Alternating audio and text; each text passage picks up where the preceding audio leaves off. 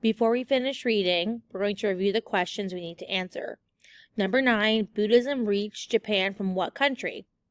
Number 10, what was Nara? Number 11, we're going to skip the foldable. Check for understanding. Name 2 effects the lack of farmland had on Japan. List 2 studies Shotoku wanted officials to learn in China. The Nara period. In the early AD 700s, the Nara period began. Japanese emperors built a new capital city called Nara. Nara had broad streets, large public squares, Buddhist temples, and Shinto shrines.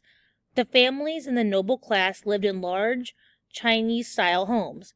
During the Nara period, emperors organized government officials by levels of importance from highest to lowest.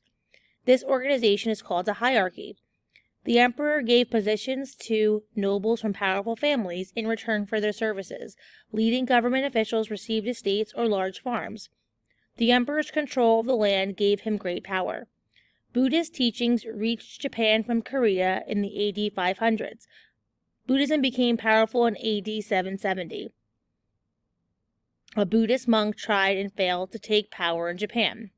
As a result, the emperor decided to leave Nara for a new capital.